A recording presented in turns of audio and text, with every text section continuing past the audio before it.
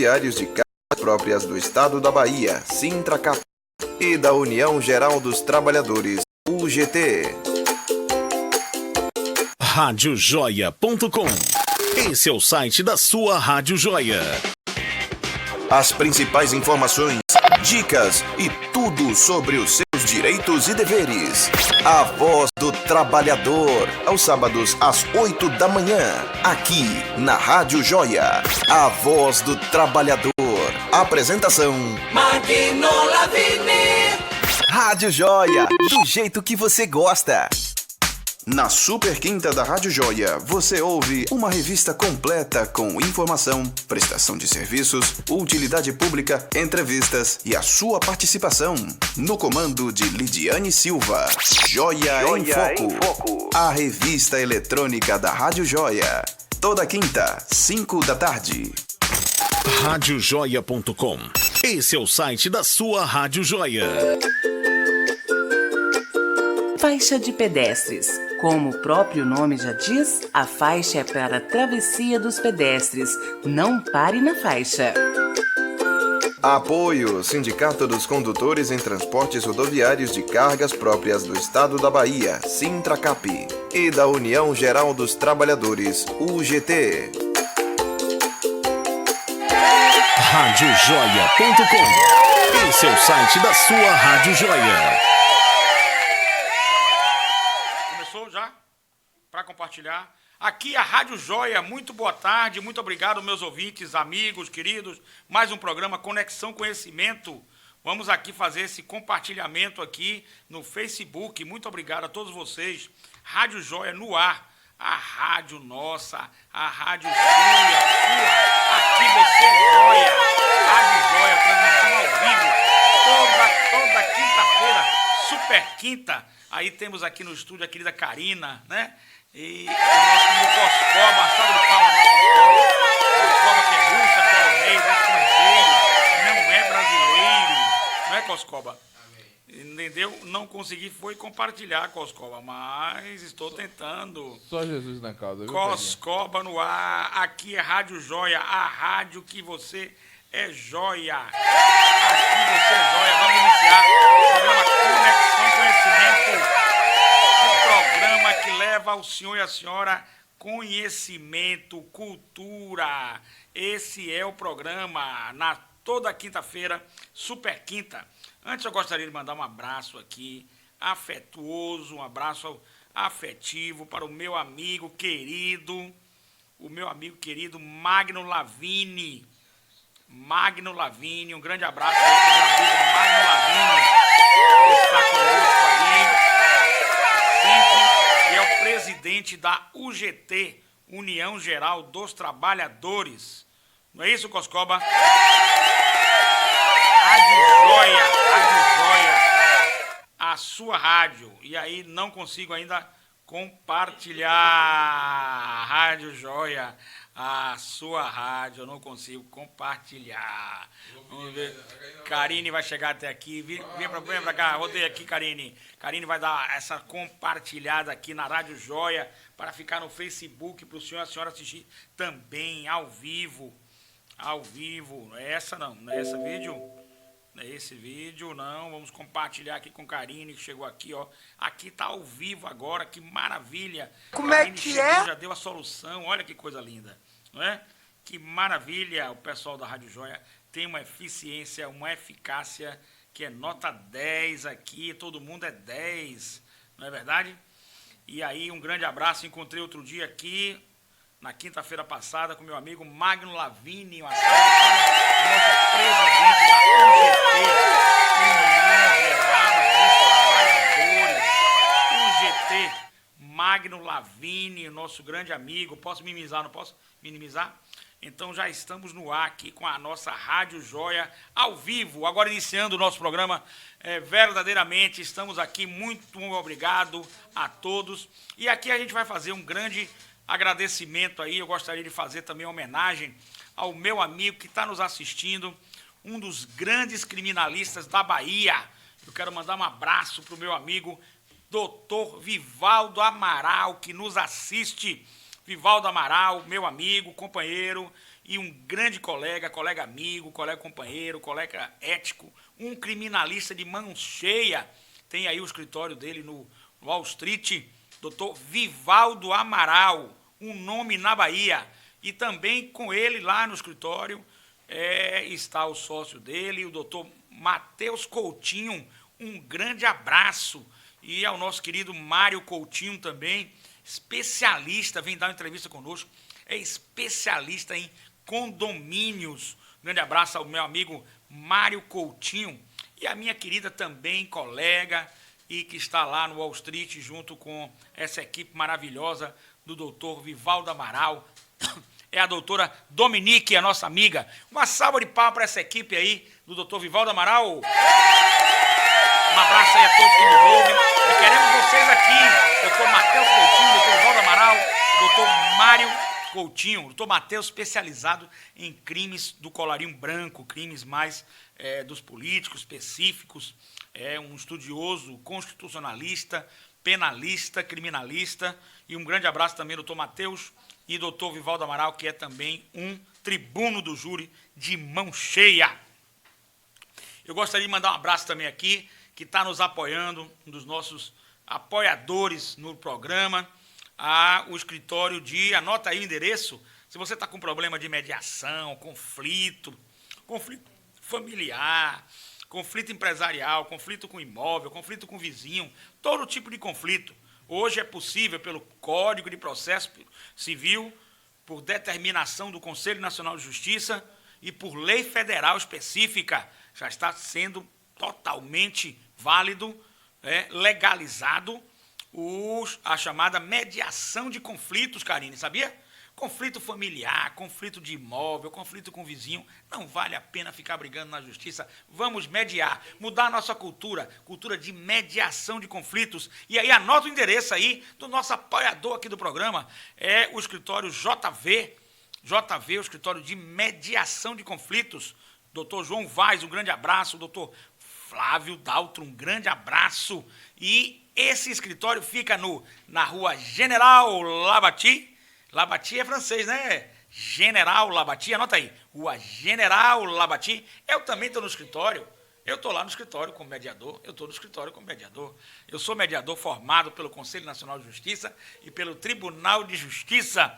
Aí, Rua General Labati, número 76. General Labati, Rua General Labati, número 76. Rua General Labati, número 76. Biblioteca dos Barris, fica ali nos Barris, vem caminhando, passa pela Faculdade Anhanguera. Biblioteca dos Barris, vem caminhando, passa pela Faculdade Anhanguera. Logo depois da Faculdade Anhanguera, tem a Padaria Alfaia. De frente ali, com a casa amarela, é o escritório JV. O escritório de Dr. João Vaz é o escritório que faz mediação de conflito. Mediação de família, mediação de imóveis, mediação de briga de imóvel, mediação empresarial, mediação civil. Enfim, vamos mediar. Mediar é o caminho. O Conselho Nacional de Justiça recomenda, tem resoluções nesse sentido. O Código de Processo Civil também, de 2015 para cá, já fala da mediação judicial e a mediação extrajudicial, que é importantíssima para ser feita, e a questão de uma lei federal que fala sobre mediação. Eu também sou mediador, estou lá para lhe atender. E o escritório é um dos nossos apoiadores aqui. 9, o telefone é 71, Salvador, Bahia, Brasil. Fazemos também pelo WhatsApp. Temos um caso dos Estados Unidos fazendo a grande de uma questão familiar. É só o 55, que é internacional. WhatsApp 557155 internacional. Tiver na Espanha, na Europa, nos Estados Unidos, qualquer lugar, África, né? Podemos fazer. Aí Guiné-Bissau, que é um país que fala língua portuguesa, estamos fazendo também a mediação, graças ao pastor Duarte, que eu mando um grande abraço, que está nos ajudando aí para fazer uma mediação familiar em Guiné-Bissau. Braba, mediação braba, nós estamos mediando, apaziguando, porque a família tem que vir. 55 é internacional, 71 é Salvador, Bahia, Brasil. Agora, anota lá, 5571, 5571, anota lá, 99103 99103 0089 5571 99103 0089. 5 Internacional, 71 Salvador, Bahia, Brasil, 99103 0089. Agora é o clima frio, dá uma tossezinha, não é, Coscoba? Agora, para que vocês que não anotaram, vão anotar. 55 Internacional, 7199103 0089. 99103 Vamos mediar, vamos conciliar e vamos apaziguar. Grande abraço aí ao escritório JV. Aí, Danilo Coscoba, com a salva de palmas. Muito obrigado, Coscoba. Estamos juntos aí para a gente trabalhar cada vez mais, cada vez melhor, cada vez servindo mais a população. Meus amigos, hoje nós vamos falar de um assunto muito interessante, que é um assunto que vale a pena a gente comentar. Eu faço sempre os júris simulados, e aí o escritório também lá está à disposição para os júris reais, né, na vida real. Mas nas faculdades, como professor universitário, eu faço o júri simulado, certo? Todo semestre, todas as minhas turmas fazem júris simulados.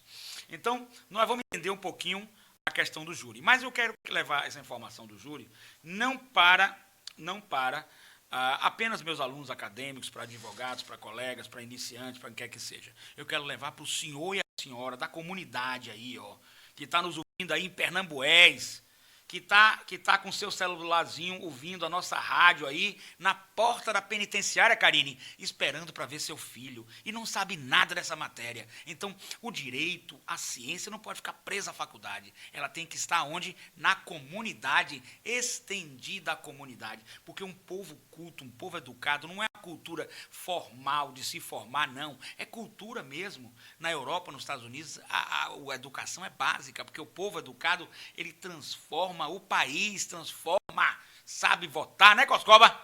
Sabe o voto certo que tem que dar, como Coscoba sempre vota certo, né, Coscoba? Não erra o voto, não é, né, Coscoba? E sabe os seus direitos, sabe exercitá-los e sabe exigi-los. Então, o senhor que está nos ouvindo, aqui eu estou recebendo já um WhatsApp de uma senhora que está aí na porta da penitenciária, eu vou lhe atender, vou lhe dar todas as informações. Não há problema nenhum, o programa aqui é para tirar suas dúvidas. Vá lá também no escritório, Rua General Labati, número 76, nos Barris, depois da Biblioteca Central ali. Tem a Faculdade Anhanguera, logo depois da Padaria Alfaia, fronte ali. Vai lá para a gente conversar, vai lá para tirar suas dúvidas. A gente faz esse atendimento para a população, inicialmente com a consulta gratuita para que os senhores possam ter conhecimento. É um processo de curso, é um processo educacional.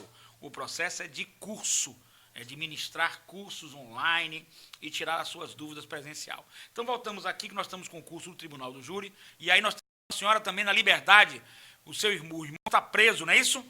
Vai para júri popular, vai entender júri popular. Agora não vai entender só hoje. Tem que ficar assistindo o programa, para a gente vai ter várias aulas aqui para entender, não é, Karine? Karine, que é uma jornalista exemplar, coach, não é? Tem um programa aqui maravilhoso, jornalista exemplar, tem coach, faz um bocado de coisa aí, no sentido de comportamento humano, já está entendendo do júri, já sabe, e já vai falar também no programa dela também sobre júri, ela vai fazer explicações sobre júri. É muito importante isso. Então, veja só, o júri popular vai Coscoba hoje está na animação só. Ele está com o dedo no bolso, está na animação só, é o nosso chefe. Coscoba é russo ou é polonês, ou alguma coisa ou outra. O Coscoba veio da Europa, veio lá né? E foi a Rússia que venceu a Alemanha na Segunda Guerra, não foi, Coscoba? Foi isso, então o russo não é brincadeira. Não briga com russo, não, porque russo é russo. Não é verdade? Então, vamos lá. Então, hoje nós vamos falar do crime. Infelizmente, falar do crime é uma coisa triste. A gente procura fazer um ambiente agradável na sala de aula, nos programas que eu dou, porque falar do crime é uma coisa triste e a gente não queria que o crime existisse. É como o médico falar de doença, não é coisa agradável, né? Mas, infelizmente, existe a doença. E se não existisse a doença, não existiria o médico, né? E também o médico está aí para curar. E o crime também é para a gente curar. A gente não está querendo que ninguém fique crime. Se cometer um erro, né? Aí eu sempre digo, aí eu uso o evangelho. Se você cometer um erro, o próprio Jesus Cristo dizia aos dois que estavam lá na cruz com ele, aquele que se arrepender, né? Estará comigo amanhã com o meu Pai. Então, arrependei-vos e crede no Evangelho. Arrependei-vos e tenha a sua crença, a sua fé no Evangelho, e isso o libertará. Então, é muito importante que, se você cometer um erro, você terá que pagar por esse erro, mas nós não queremos que o advogado criminalista, que aquela pessoa que cometa o erro, venha a novamente, né, Karine? O objetivo da gente é que libertar a pessoa e ela pode voltar à sociedade de uma forma sadia. Para isso, tem que se converter, na minha opinião, ao Evangelho. Se converter. Arrependei-vos e crede no Evangelho. Vamos lá. Mas, infelizmente, o crime existe, não tem jeito. O Brasil está um país que a gente não suporta mais de criminalidade. A sociedade não suporta. A gente quer um país sem criminalidade, que é um país melhor, como é, por exemplo, Portugal. Tem que votar certo, né, Pedrinha? Mas tem que votar certo, eu sei, Coscova. Mas o que é certo e o que é errado, não é, Coscova? Aí que nós estamos, né? O que é certo e o que é errado? O que é certo e o que é errado. E agora? O que está lá não é certo. Isso eu lhe garanto. Mas lá onde? O que está no poder. No poder. Mas qual poder? Qual esfera? Votou. Qual esfera é? Qual esfera é? Qual esfera? Coscova não está dizendo qual é a esfera, deixa pra lá. Vamos lá, Coscova. Veja só. Vamos lá, Coscova. Veja só o que acontece. Então, infelizmente, quando acontece o crime, a gente quer viver como Portugal, que a pessoa pode sair 2 horas da manhã, Coscova. Karine, que maravilha, né?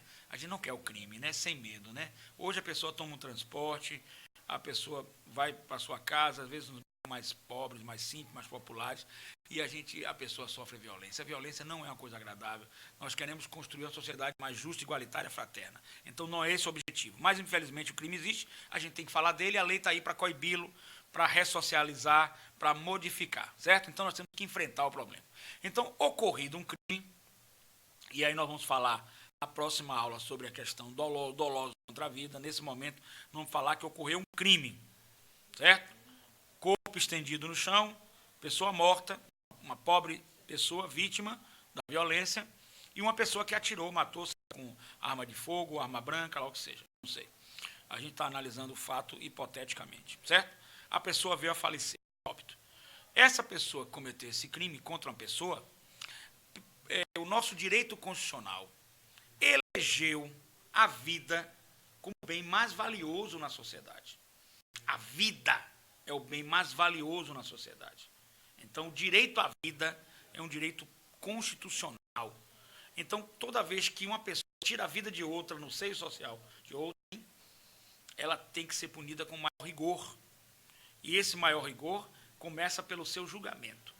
A Constituição da República Federativa do Brasil de 1988 garante que quem comete um crime contra a vida terá que ser julgado por uma vara especializada. Uma vara especializada, e essa vara é das chamadas varas da competência do Tribunal do Júri. Vara da competência do Tribunal do Júri.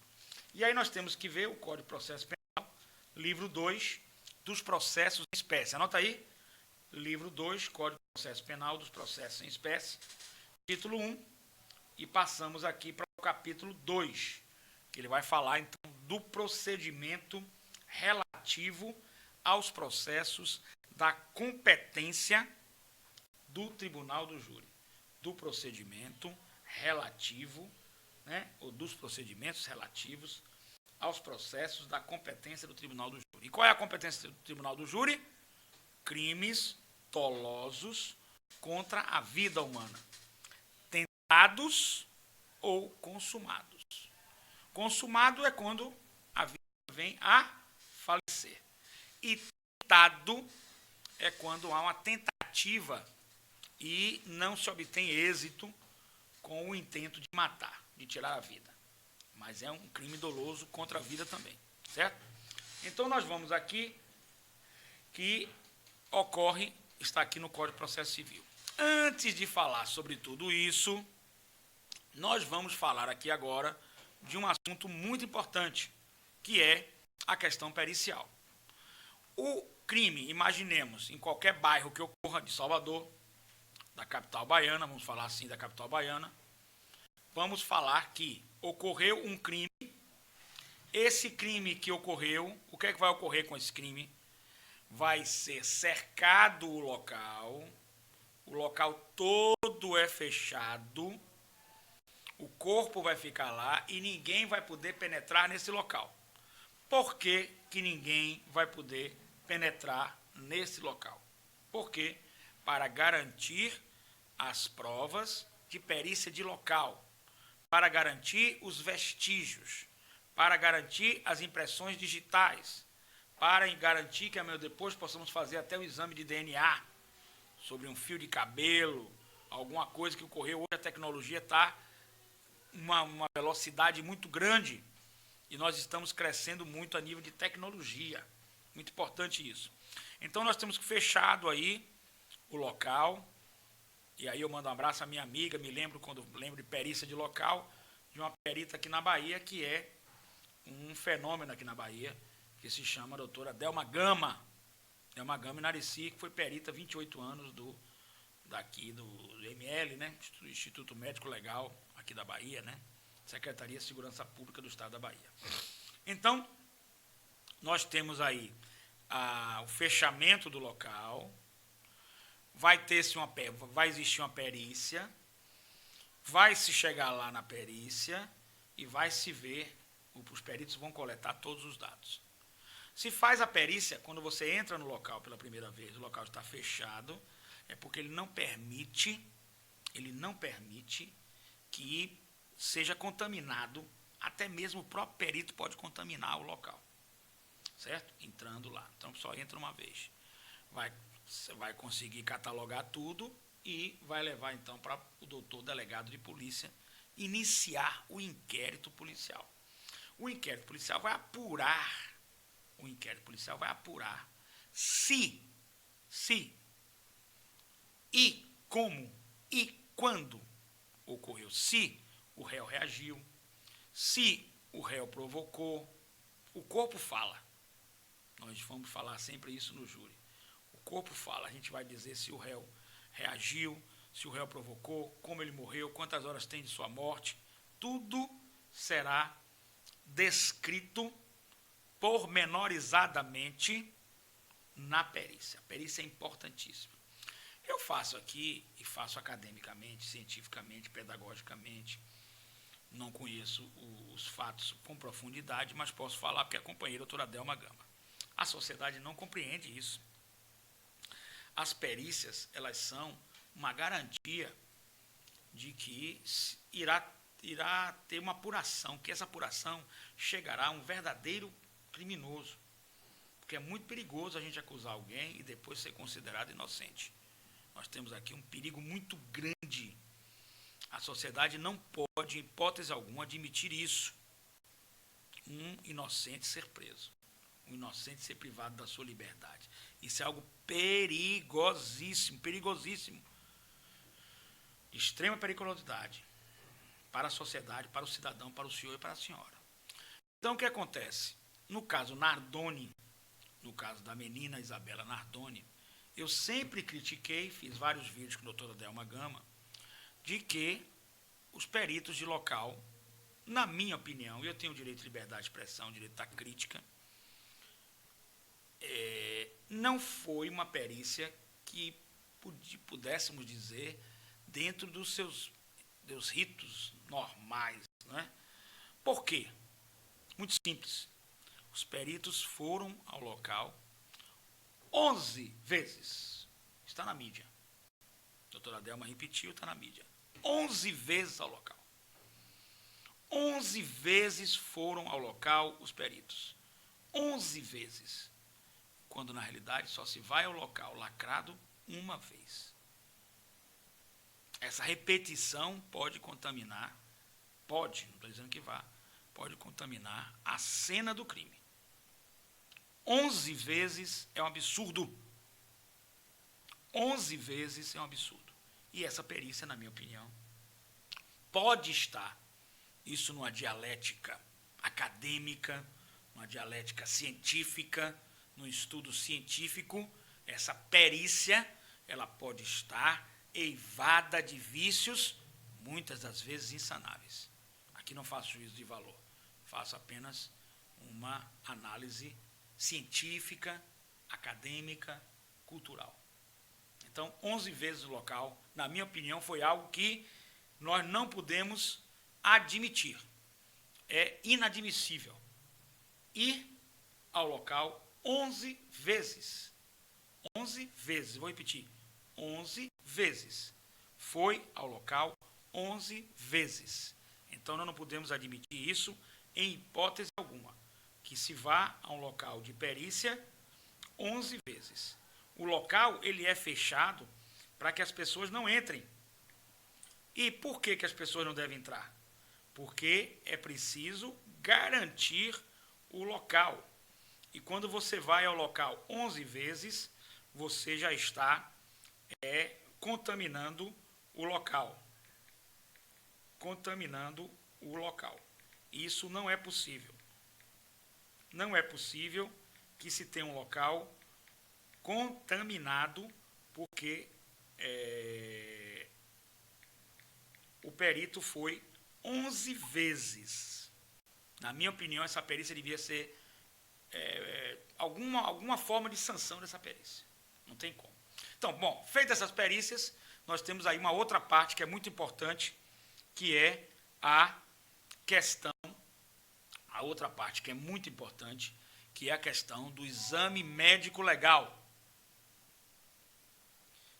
Que é o exame médico legal. Logo depois que termina essa perícia, nós temos o exame médico legal. Esse exame médico legal, que vai periciar, vai abrir o corpo da vítima, né? Que vai realmente abrir o corpo da vítima, colocar algum tipo de ácido, alguma coisa, aí o médico legal é quem vai determinar, e a partir desse momento em que se faz essa perícia, a partir do momento que faz essa perícia da medicina legal, nós podemos dizer que o corpo fala, porque o médico legal vai dizer quantas horas o corpo foi morto, quantas lesões de ataque de defesa existiram, qual foi a substância e qual foi a causa-morte. No caso da Isabela Nardoni, não ficou esclarecido. Eu gostaria que, se alguém tivesse alguma informação, mandasse para mim. Até porque, para mim, não ficou esclarecido. Principalmente pela mídia. A mídia quer um sensacionalismo, mas não aprofunda cientificamente. Nós aqui aprofundamos. Eu não entendi até agora qual foi a causa-morte. Porque não pode existir duas causas-mortes. Duas causas-mortes. Ou a menina morreu, Isabela Nardoni, por asfixia, foi asfixiada, ou ela morreu pela queda. As duas coisas não pode. Você não pode morrer duas vezes, você morre uma vez só. E a causa-morte é importante, porque na asfixia, existe uma glândula ileoide aqui, que ela precisa estar, principalmente numa criança asfixiada, ela precisa estar fraturada, ela precisa estar torcida, quebrada. Na asfixia, existem equimoses, que são manchas pretas que o sangue ele não consegue circular, ele tenta sair. Como ele não consegue sair, as manchas pretas existem aqui. Dr. George Sanguinetti comprovou que não existia nem a equimose, nem a quebra, ou torção, ou fratura da ileoide. Eu gostaria que alguém me respondesse isso, porque nós estamos na academia, nós estamos na rádio, nós estamos com cientificidade. E nós precisamos aprofundar esses casos. Nós não podemos deixar que as autoridades façam o que querem e bem entendem. Porque se são autoridades na república, que é res pública, coisa pública, se existem autoridades, essas o são para servir o senhor e a senhora, o cidadão. Servir bem, porque são pagas com nossos tributos. E não tem nenhum poder, a não ser o poder que emana do povo. Aliás, uma frase bonita, eu gosto sempre de colocar, é quando Pilatos chama Jesus e diz: eu tenho poder sobre sua vida e sua morte. E Jesus diz: nenhum poder lhe foi dado, senão pelo céu, senão pelo Pai. E sobre mim você não tem nenhum poder, porque a minha vida não é material e sim espiritual. Então, belíssima as palavras do nosso querido divino Jesus Cristo. E voltando aqui, esse poder que a gente tem na face da terra, efêmero, passageiro, que as pessoas morrem de câncer, morrem velhas, morrem acabadas, vão para um cemitério, para os bichos comerem ou serem incineradas, voltam o pó, do pó vim, do pó voltarei. Então a gente tem que compreender que as pessoas têm que ter extrema responsabilidade, extrema cautela, porque quando você, autoridade, está julgando um caso, você tem que fazê-lo com uma isenção, um profissionalismo para ter cuidado. Sabe por quê? Eu vou ler aqui agora. Faz parte da nossa aula, faz parte dos nossos estudos. Saiu agora, eu estava ontem ou antes de ontem vendo a televisão, eu assisto toda, Record News, Globo News, não tem problema nenhum. E saiu, maníaco da moto. Justiça manda soltar borracheiro preso por engano no Ceará. Olha a notícia, maníaco da moto. Justiça manda soltar borracheiro preso por engano no Ceará. O homem estava preso desde agosto de 2014, quando foi condenado por estuprar 8 mulheres em Fortaleza. Condenado por estuprar 8 mulheres em Fortaleza. Preso desde agosto de 2014, sem julgamento, numa prisão preventiva.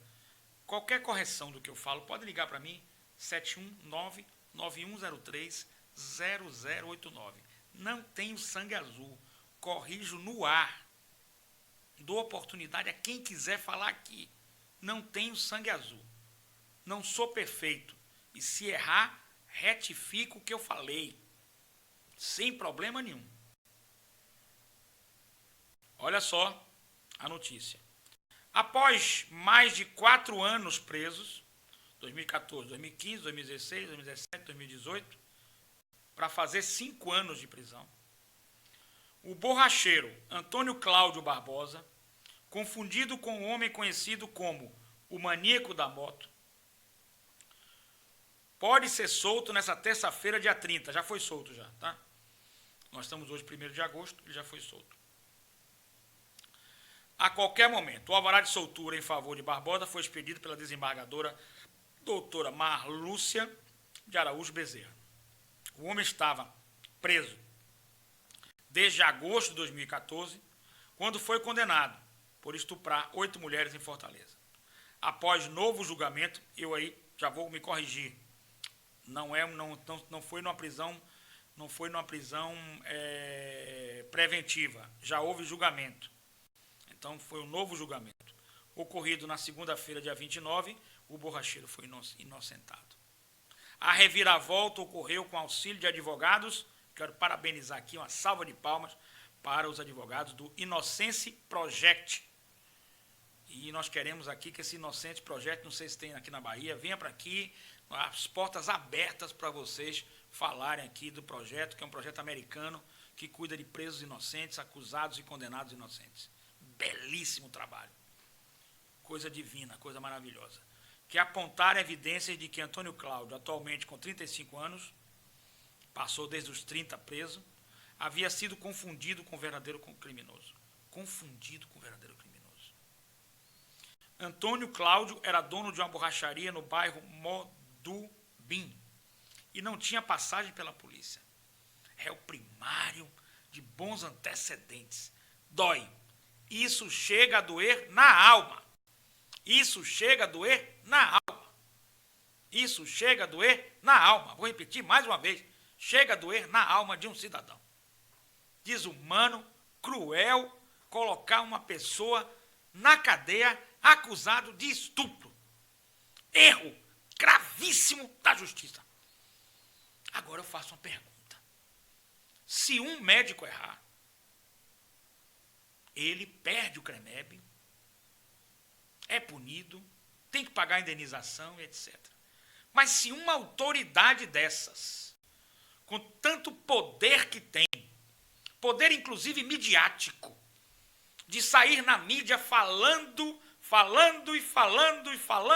e acusando, como foi o caso da Escola Base em São Paulo. Para quem não sabe, veja aí, Escola Base em São Paulo. Para quem não sabe, vejam aí os irmãos Naves em 1939. Crucificando as pessoas. E agora? Cadê as autoridades? Por que não aparecem? Bora aparecer, minha gente. Quem julgou, quem acusou, quem fez o inquérito, vamos aparecer. Tá na hora. Tá na hora de aparecer. Eu fico indignado. Antônio Cláudio era dono de uma borracharia e tinha família. Ele estava detido no Centro de Execução Penal e Integração Social Vasco Damasceno, IN, CEPES, conhecido como CPPL-V, em Itaitinga, região metropolitana, em Fortaleza. Entre as evidências apontadas pela defesa no novo julgamento, e aí quando a defesa fala, muita gente não acredita. Por que não acredita? Porque é a defesa que está falando, o advogado está mentindo, o advogado não está falando a verdade, o advogado está tumultuando o processo, o advogado está insistindo em algo que já foi julgado. É isso que é dito. Quando o advogado deve ter a plenitude de defesa, a plenitude de argumentação, plenitude de petição. Porque num caso desse o advogado descobre algo que vai realmente inocentar o seu constituinte. Aquele que lhe constituiu, aquele que lhe outorgou procuração. O advogado, e quando a gente fala em prerrogativas, são privilégios dos advogados? Não são privilégios. Essas prerrogativas é para soltar um preso inocente. É do senhor e da senhora. Aqui o programa é Conexão Conhecimento, acorde. Não caia nessa teia de informações erradas, equivocadas e distorcidas.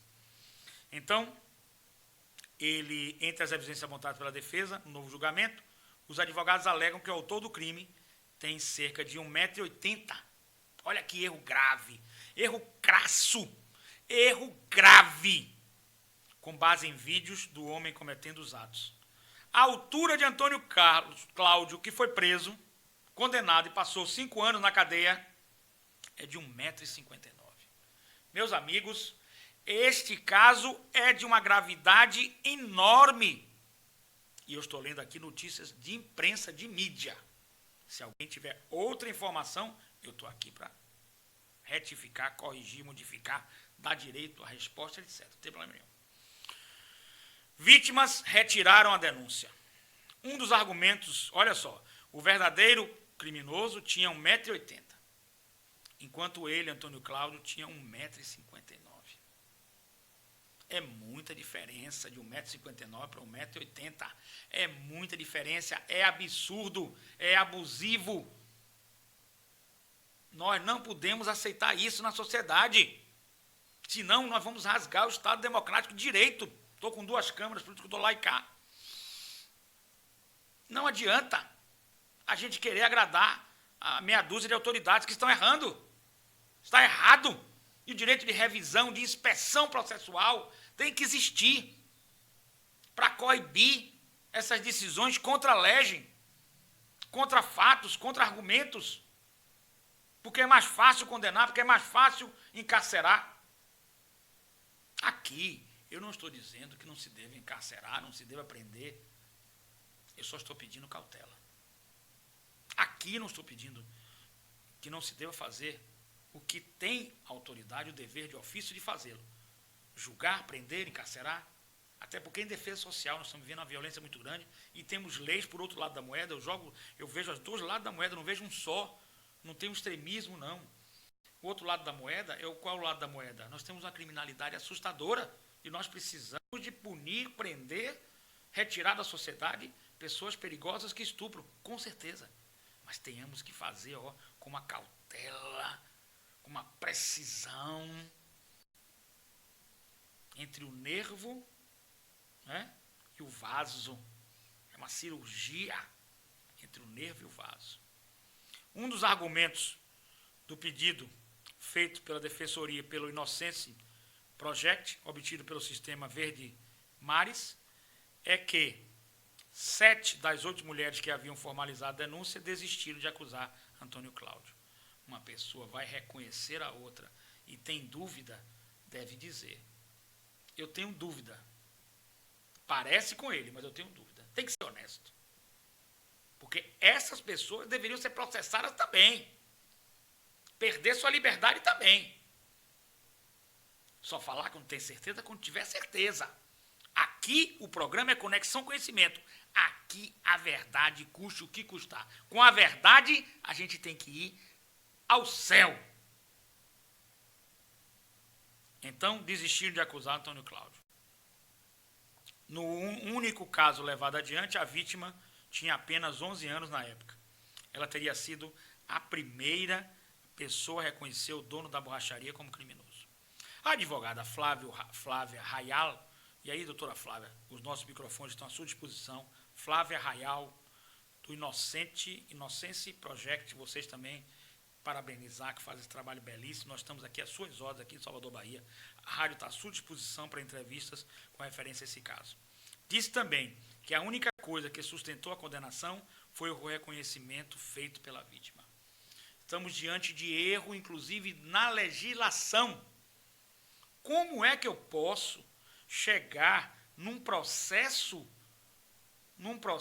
criminal com a única palavra da vítima? A única palavra da vítima. Que não tem o mesmo valor que uma testemunha compromissada, que é a testemunha isenta, imparcial. A gente vai explicar nas próximas aulas aqui, nos próximos programas. É uma testemunha que não tem relação com o crime, que não tem amizade, que não tem inimizade, que está distante, é equidistante. E que por estar equidistante, essa testemunha narra fatos com mais frieza, com mais isenção. A testemunha está envolvida emocionalmente, às vezes está com transtorno do pânico, às vezes está com estresse pós-traumático. E aqui não estou dizendo para não defender a testemunha, não. Nós temos que defender, sim. A testemunha sofre transtorno do estresse pós-traumático. Nós devemos defender a testemunha. Sim, sim, sim. Sim, sim, sim. Lógico. Eu quero defender a testemunha. Eu não vou deixar de defender a testemunha. Eu não vou deixar de defender a vítima. Que, nesse caso, a testemunha seria a vítima. Mas o seu depoimento tem que estar lastreado num conjunto de provas ou evidências muito fortes, ensejadoras e capazes de levar a uma possibilidade de um julgamento, uma possibilidade de condenação. Fora disso, nós estamos diante de uma barbárie. E a própria legislação, se assim o fez errado, o fez equivocada o fez de forma perniciosa, o fez de forma a prejudicar o cidadão e a cidadã. Enquanto, por outro lado, nós temos dois lados da moeda que nós temos que entender, o povo tem que entender. Eu quero segurança pública, sim. Eu não quero mulheres estupradas. Eu quero o direito de ir e vir com segurança. Eu quero punir a criminalidade com rigor. Eu quero pôr fim à criminalidade. Se bem que criminalidade não se resolve somente com punição, com cadeia, lógico. Cadeia é a última ratio, última razão de ser. Se resolve com educação, se resolve com diminuição do desemprego, se resolve com diminuição da desigualdade social, se resolve com educação forte, se resolve com punição também, se resolve com a lei, não tenha dúvida nenhuma. Mas agora eu faço a pergunta. E a pergunta que não quer calar. Mas, por outro lado, eu não posso colocar o inocente na cadeia. Por outro lado da moeda, eu não posso colocar o inocente na cadeia. Porque eu estou pervertendo a ordem pública. Eu estou gerando insegurança jurídica. Um dia qualquer, professor Martinez é acusado. E eu que trabalho hoje como professor em algumas faculdades, trabalho em pós-graduação, sou mediador, trabalho no meu escritório, trabalhamos na Psiclin, que é a psicanálise clínica da alma, sou pastor evangélico. Se eu ficar 5 anos, minha vida acabou. Eu morri. 5 anos preso. Eu estou morto. Eu volto para a sociedade um ser morto. Psicologicamente, moralmente, intelectivamente, sem falar nos danos que eu sofri na cadeia. Porque a regra na cadeia para um estuprador, os outros presos tratam com crueldade. E nós sabemos que o sistema carcerário brasileiro não dá segurança ao detento. Nós sabemos disso. Então, para eu ser encarcerado, se faz necessário um julgamento muito criterioso, com oportunidade ampla para que a defesa possa se manifestar. Um conjunto probatório esmagador. Porque senão, infelizmente, a gente vai ter que cair em algo que pode gerar impunidade. Pode. A gente fica num dilema. Vai gerar impunidade? Vai condenar um preso inocente? É um dilema. E nesse momento, o que é que nós podemos fazer quando nós não queremos gerar a impunidade? O que é que a gente vai fazer? Condenar um preso inocente? Não. Então, indúbio para o réu. Infelizmente, é duro dizer isso, mas é um jargão jurídico correto. Indúbio para o réu. Na dúvida, em favor do réu. Infelizmente. Infelizmente. Eu sou adepto da defesa social. A sociedade tem que ser defendida com leis rigorosas.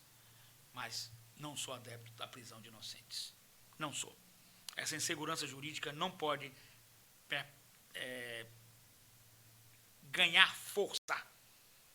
Não pode crescer no nosso país. Então, continuando. Não houve exame de DNA. O único foi o reconhecimento da vítima. E eu tenho um caso aqui na Bahia, sim, que o réu está preso, nós vamos provar sua inocência.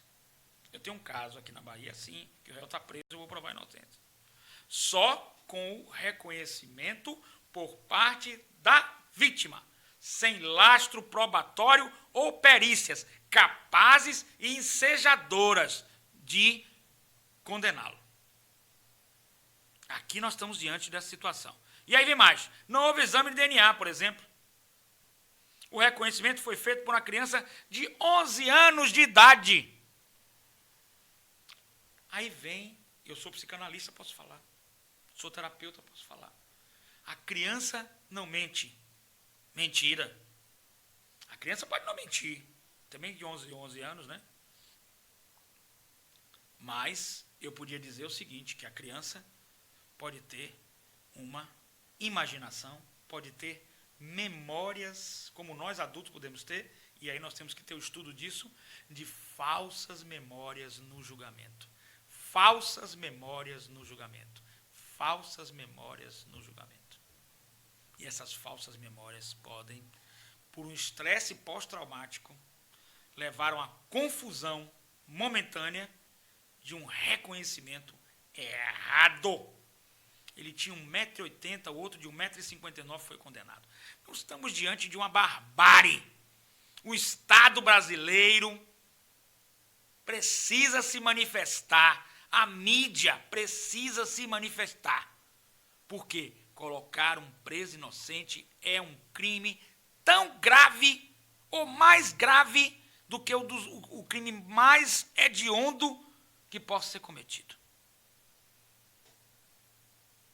Colocar o inocente na cadeia é um crime mais grave do que o pior crime hediondo cometido contra qualquer cidadão, contra qualquer pessoa.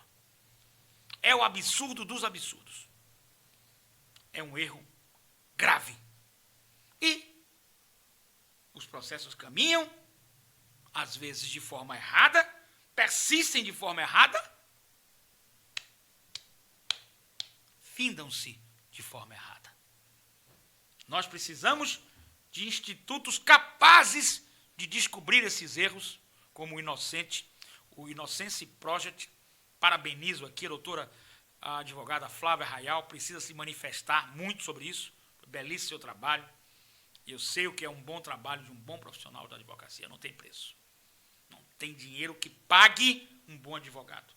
Não tem dinheiro que pague a intransigente defesa das prerrogativas dos advogados. Não tem dinheiro que pague. Porque não é do advogado. É do senhor e da senhora. É do senhor e da senhora cidadão. O advogado não fala por ele, fala pelo senhor e pela senhora.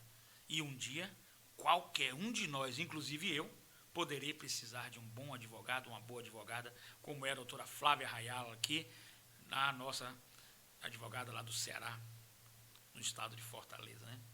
Perdão, no o estado do Ceará, na capital de Fortaleza. Então, conforme a doutora Rayala, a criança se equivocou ao se convencer que o borracheiro foi o autor do crime. Não estamos falando de um reconhecimento feito por má fé. Não é isso. Eu estou lendo a reportagem. Ela foi vítima de abuso, deve ser uma coisa que deixa marcas psíquicas na mente, no inconsciente, no id. O seu ego, que é o comando de nossa vida, a função com a realidade, fica abalado, distorcido, mas temos que ter essa cautela para não levar o inocente para a cadeia. E quando ela viu a foto dele, Antônio, se convenceu que ele era a pessoa que a atacou. No momento em que ela se convence, tem uma tese de direito com psicologia que fala da falsa memória, ou falta de memória, ou incorreção das memórias conscientes. E aí, essa falta de memória, incorreção ou falsa, é interiorizada pela vítima, que passa a acreditar em algo inexistente.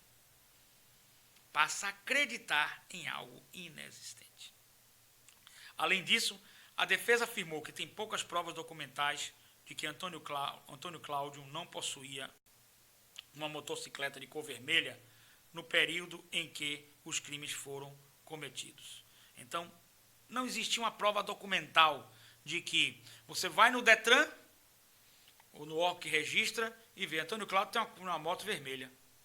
Não, você vai no Detran e diz, Antônio Cláudio não tem moto vermelha. E a moto que cometeu foi a vermelha. Lógico que isso não é decisivo, mas é ponderante. É ponderante. O maníaco da moto. O caso ficou conhecido como maníaco da moto porque o criminoso utilizava uma motocicleta de cor vermelha para abordar as vítimas na rua, além de uma faca para ameaçá-las. O verdadeiro criminoso nunca foi identificado. Nós estamos aí diante de um erro judiciário gravíssimo. E aí vou fazer uma outra colocação, porque aqui o programa é um programa verdade. Verdade. Vou fazer uma outra colocação.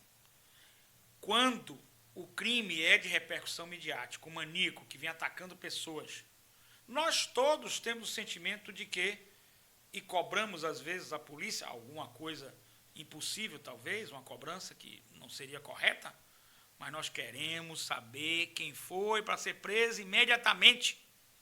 O governo do Estado não quer, politicamente isso não é interessante, então a pressão em cima da polícia para se descobrir, a qualquer preço, a qualquer custo, alguém que seja o criminoso, quiçá um inocente. Não interessa. Precisamos abafar o caso. Isso que eu estou falando é a pura verdade. Nós precisamos ter esse programa Conexão Conhecimento para que a gente possa apurar tudo isso, para que possamos fazer com que as pessoas tenham realmente provas periciais decentes, dignas, e aí já vou dar alguns assuntos interessantes também, antes da gente finalizar, de que as provas periciais devem ser provas que contenham uma base, um valor probatório científico muito grande. E aí nós temos que, num processo judicial, o inquérito policial, depois de pronto, o doutor delegado poderá, após o inquérito policial terminado, ele poderá indiciar, que não representa condenar, é apenas indicar. Eu indicio, no caso, esse Antônio Cláudio, como responsável por esses estupros. Após o indiciamento, o inquérito é levado ao Ministério Público.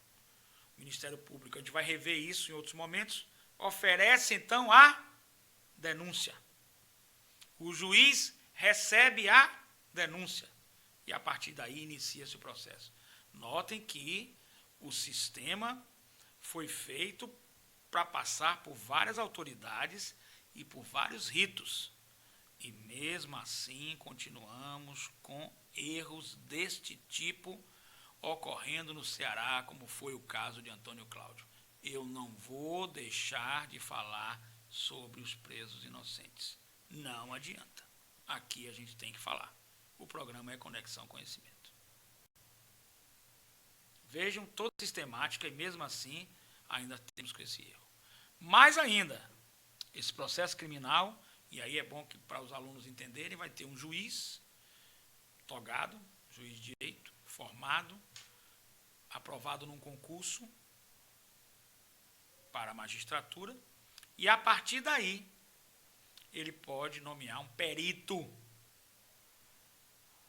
para as perícias, perito médico legal, pode nomear um perito de local, e aí nós temos aí, se o senhor e a senhora precisar de uma aula, nós temos aulas lá na JV, na rua General Labati, número 76, Biblioteca nos Barris, logo depois tem a Faculdade Anhanguera, logo depois tem a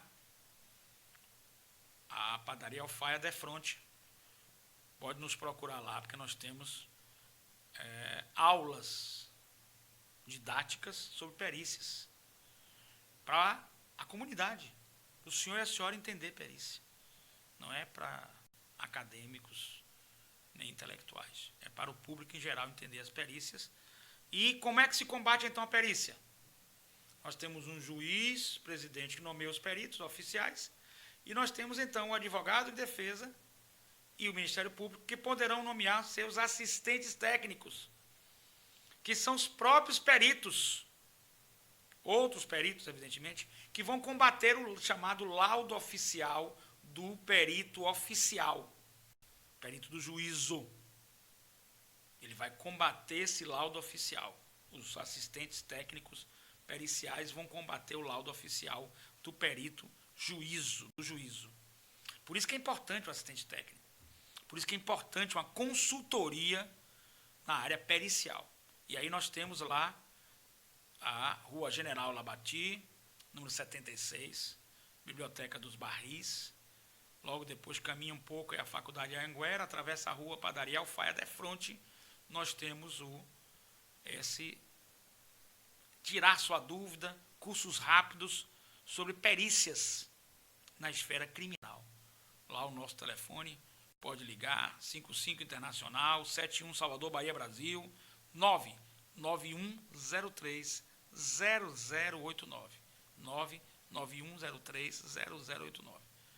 Nós temos lá salas de aula para não só sobre o júri, não só a mediação, mas também a questão das perícias.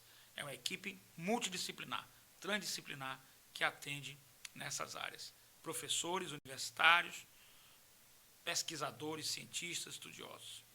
Então, para combater justamente o quê? Combater esses absurdos que nós estamos assistindo. Esses abusos que nós estamos assistindo. De um preso inocente que simplesmente ele foi condenado e ficou 5 anos de sua vida. Não tem dinheiro que pague o que este rapaz passou. Não tem dinheiro que pague. E a pergunta, volto a tocar na mesma pergunta. Quem vai pagar por isso? O Estado? Através de uma ação lenta que pode demorar anos? O Estado? Ou as autoridades deveriam também ser responsabilizadas por esses atos errados, precipitados, assodados, aligerados, equivocados? Será? Porque o médico, quando comete um erro, ele é punido pelo CREMEB, punido pela mídia, punido pela sociedade. Um erro desse, a gente não vê punição de ninguém. Fica tudo em brancas nuvens. E a vida desse rapaz, Antônio Cláudio Barbosa, está acabada. E para ele recomeçar agora, não vai ser fácil. Porque esses 5 anos que ele perdeu da vida dele, é jovem ainda, né? 35 anos, mas a vida, o tempo que ele perdeu, eu não sei mais como é que ele vai recuperar. Quem é que vai dar assistência a ele? Assim como eu defendo a assistência obrigatória pelo Estado para todas as vítimas de violência que podem sofrer o transtorno do estresse pós-traumático, assim também eu defendo para o preso inocente, ou até mesmo o preso condenado, mas principalmente o preso inocente. Eu quero saber como é que vai ficar a vida de Antônio Cláudio Barbosa. Antônio Cláudio Barbosa, está nos ouvindo com certeza aí, está chegando ao Ceará, esse nosso programa. Terei o maior prazer de entrevistá-lo aqui, terei o maior prazer de ajudá-lo, meu irmão. Que Deus o guarde, o proteja e lhe dê tudo de bom, porque o que você passou, meu irmão, 5 anos numa cadeia e você foi considerado agora inocente e até agora não se achou o verdadeiro criminoso. Só Deus com seu poder para livrar qualquer um de nós na sociedade de passar por isso. Que Deus nos livre desse mal, desse inferno, desse pesadelo. E para quem gosta de estudar, é só ir na internet, colocar Irmãos Naves. Foi em 1939, na época de Getúlio Vargas. Foram torturados, um delegado calça curta, competente, tendencioso, estuprou a mãe dos rapazes, dos irmãos Naves, acusado de matar um primo dele, não teve corpo, e depois apareceu o primo, depois de 18 anos. Eles presos, um deles ficou louco, a mãe morreu, apareceu o primo, Vivinho da Silva. Vivo, carne e osso. Foi considerado o maior erro judiciário do Brasil. Se nós estamos falando hoje de erro judiciário, anote aí, Marcos Mariano, outro erro judiciário. Ficou cego de um olho, acabou tendo infarto e morrendo, quando estava para receber a segunda parte da indenização, que tinha recebido 1 milhão de indenização, a indenização foi de 2 milhões, na hora de receber o outro 1 milhão, teve infarto e morreu. Marcos Mariano, anota aí, pesquisa na internet. Anota aí, pesquisa. O monstro da mamadeira, acusado de ter colocado cocaína na mamadeira de sua filha, foi um erro judiciário. Monstro da mamadeira, Daniele. Eu faço reportagem sobre isso tudo. Anota aí mais um caso de preso inocente. Estou falando do Brasil, hein? Vou falar dos Estados Unidos, tem um bocado. Jair Dalberti, ficou preso também, inocente. Tem que ter cabeça para ser inocente e ficar preso. Porque o tempo passando e você preso não é brincadeira, não. Sua vida destruída não é brincadeira, não. Jair Dalberti. Né? Anota aí, escola base. Casal de japonês. Até hoje ele não recebeu a indenização. E o japonês hoje, coitado, a senhora dele morreu. A escola foi depredada, destruída. E aí eu faço uma colocação importante. A mídia tem responsabilidade também. Eu sou radialista registrado na DRT, Delegacia Regional do Trabalho, e agora notícia boa, lá no Rio Grande do Sul, já estão exigindo que todas as rádios, mesmo online, tenham radialista responsável. Eu sou registrado na DRT, Delegacia Regional do Trabalho, aqui no estado da Bahia, para ser radialista, para ser comunicador social. A mídia é responsável por isso. O caso da escola base é outro caso gritante. E quem paga? Então, quando a gente faz um programa de mídia, a gente coloca as situações, não quer formar a opinião do público, mas quer que o público analise. Eu coloco uma informação, deixo a informação sempre no ar, deixo a informação sempre a ser confirmada, deixo a informação sempre a ser analisada, deixo a informação sempre a ser discutida, deixo a informação sempre a ser debatida, deixa a informação sempre a ser modificada. Então, isso é muito importante para a gente estudar. Certo? Eu mostrei alguns casos aí de presos inocentes para a pesquisa. Eu ia iniciar, hoje não deu, paramos no inquérito policial com indiciamento, a gente vai fazer uma revisão nos próximos programas, para depois entrarmos na parte processual, da acusação e da instrução preliminar nos crimes dolosos contra a vida, artigo 406 do Código de Processo Penal. Meus amigos, muito obrigado. O programa Rádio Joia é um programa educacional, um programa que leva conhecimento ao senhor e à senhora. Muito obrigado. Rádio Joia, aqui você é joia. Mediação de conflitos lá no escritório JV João Vaz, né? 55719-9103-0089. Rua General Labati, número 76. Biblioteca dos Barris, logo depois Faculdade Anhanguera, logo depois Padaria Alfaia, defronte Dr. João Vaz. Eu também estou lá. Mediação de conflito familiar. Liga pra gente. 55719-9103-0089. 55719-9103-0089. Muito obrigado por esse programa maravilhoso. Audiência no topo aqui. Muito obrigado. Uma audiência online, ao vivo, maravilhosa. O programa vai ficar gravado e nós vamos continuar na nossa divulgação maravilhosa desses fatos importantes para a sociedade, de muita riqueza de cidadania. Muito obrigado. Carlos Martinez, que vos fala. Estou às ordens de vocês. Até o próximo programa. Tchau, tchau, gente. Fica com a gente. Toda quinta, super quinta. Toda quinta, super quinta. 15 horas. Aqui com a gente. Toda quinta. O seu compromisso é aqui com a gente. Muito obrigado. Tchau, tchau, gente. Até o próximo programa. Toda quinta, 15 horas. Professor Martinez, Conexão Conhecimento. Divulga esse programa, vai ficar o vídeo gravado. Audiência ao vivo, online, no topo.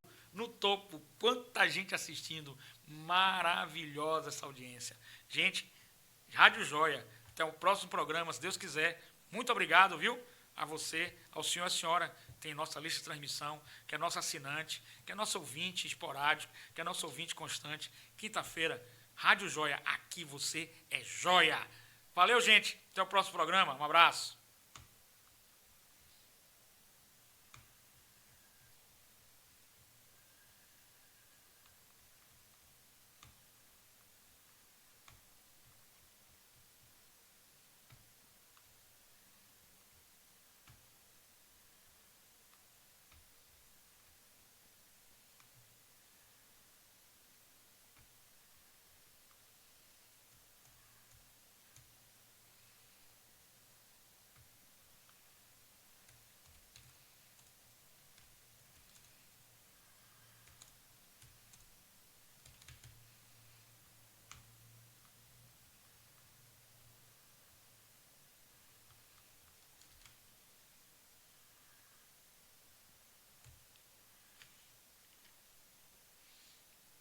Coscova, meu amigo, terminamos o programa. Muito obrigado aí a vocês. Um grande abraço.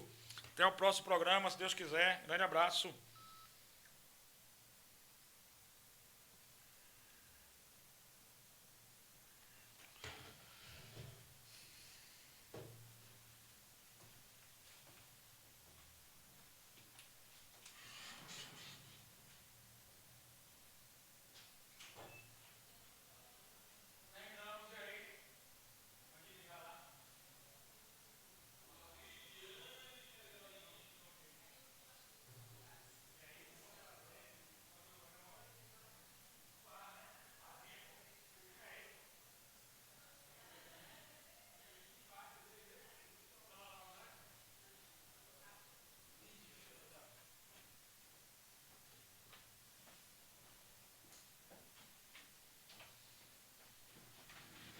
Pronto, Coscova, beleza?